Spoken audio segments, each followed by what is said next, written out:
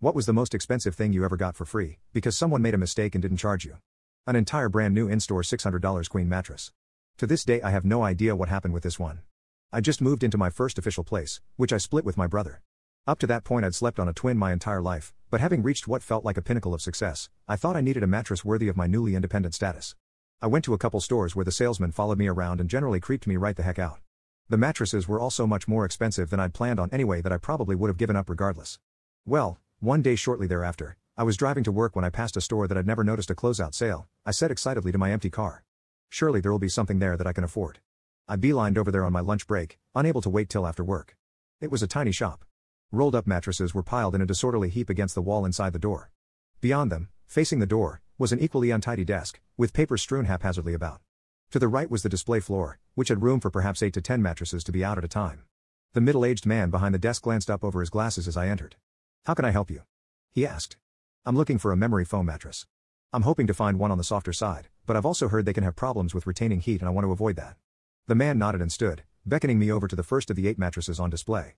"This is a really quality one made by some well-known brand. It does tend to run a bit firm though." I tried it. Yep, this was a Papa Bear bed. I wanted Mama Bear's. Too soft? No such thing for me.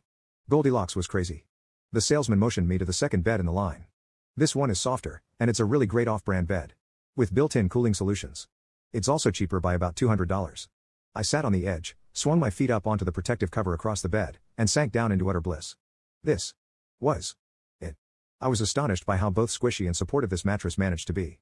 It was like an endless hug from my mom, and I was absolutely sold. Once I managed to pry myself away, we headed over to the clutter-piled desk. The man told me my options: cash up front, about $600, or a finance plan, interest-free, of 3 payments, 1 per month. While I could have paid for it right there, I thought it would be easier on my budget if I didn't totally drain my account unnecessarily.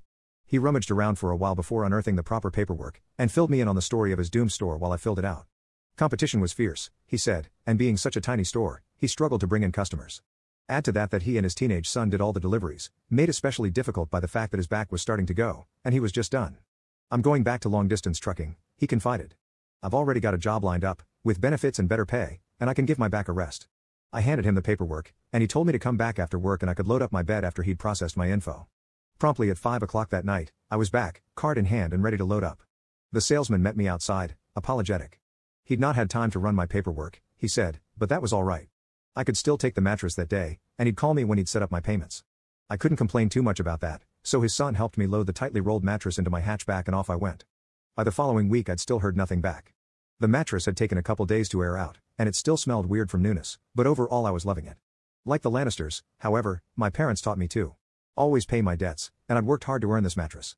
I had no interest in acquiring it in any dishonest way. I returned to the store by the second week to check on things. The salesman apologized profusely as he searched through even larger piles of paperwork on his desk. Things were crazy what with the closing, he explained, but he'd get my papers done eventually, he promised. 2 weeks after that, as I was once again driving to work, I noticed that the mattress sign was gone.